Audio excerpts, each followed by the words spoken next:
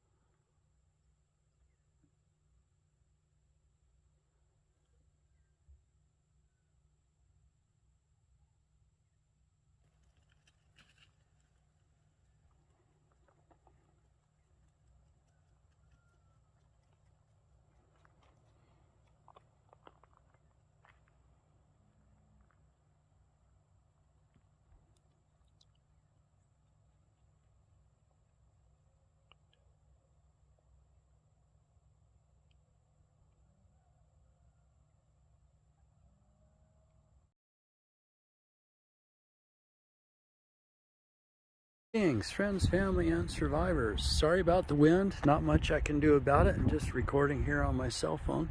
Been kind of a busy few days. This morning, some brothers and I went out and put a new well pump in a well for some neighbors, and then went down to the church and fixed the furnace. And I got home and I think it's too windy for me to shoot the lines on this with the builder's level so I can figure out where the beam goes. But this is the temporary roof extension for Carol's barn. She's getting another horse on Saturday, and Shiloh Joy is the name, and just going to be a real nice horse for her.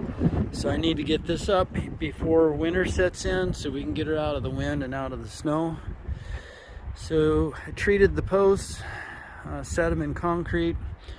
These aren't in concrete because this building was supposed to be temporary. In fact, it was very temporary. It was just a place that we parked our little travel trailer next to, and a place where I could lay down to help fix my back. And now it's turning into a barn. So I'm going to have to change some things in here, close it in, and put a tack room on one half of it and a feed room on the other side. And then the pipe panels move around to the other side. And it'll be that way probably for a year or two before we can build the main barn. But we have enough materials to do it. I do have to go back over to the other homestead and pick up some more lumber. I think the only thing I'm missing is 2x4s.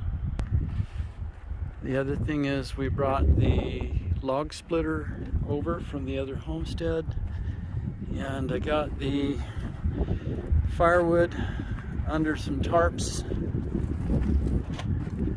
Some more firewood and waiting there. And I only have one row split. The other 2.5 rows is not split. I wanted to have something going into winter that was going to have instant wood. So Carol's been painting. She's got the trim painted on the shed, and that's, I think, the color of the house, very close to that. And we've got the skirting, a good start on the skirting. I'll take you over there and show you. So we've got the skirting there, and it's insulated. And I made a little door for that. It didn't look too bad. And these are the dollar store swimming pool noodles, just to try to help trap some of the air from escaping. And you can see it's got 1/2-inch thick oil-faced foam to help cut the wind down from blowing under there and freezing pipes. And she's got another coat of paint to put on this side. So I double insulated that door. I don't need to get into batteries here because they're lithium batteries. They don't need to be serviced.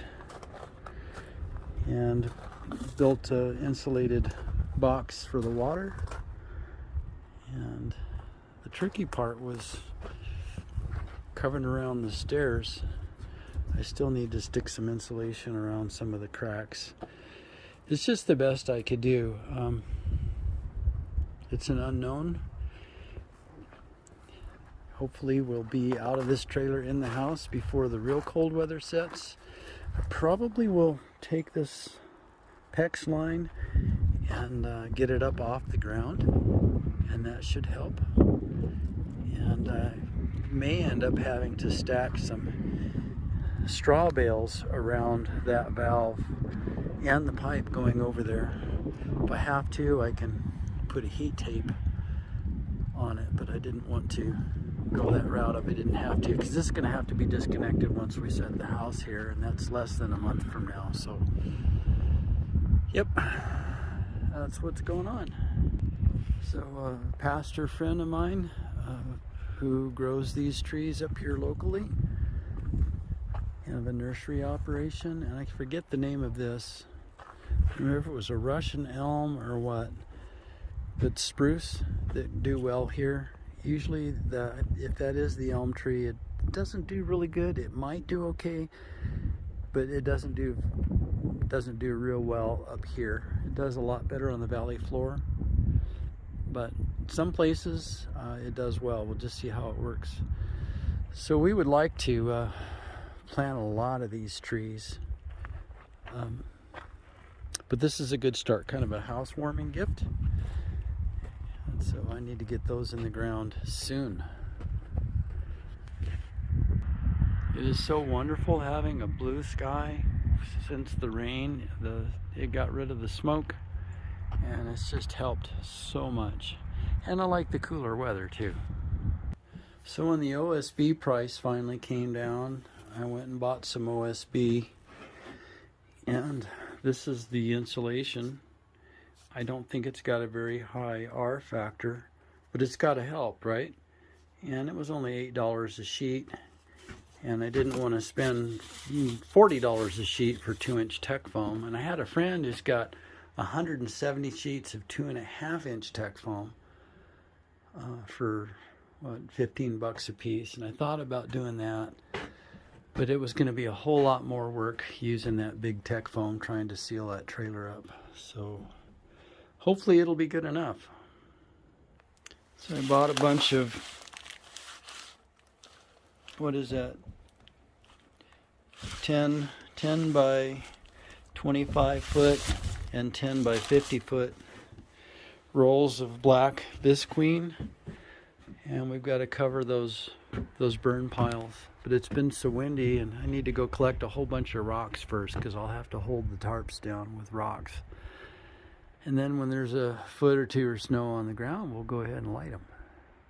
All right, hope everybody's doing well. Have a very blessed night.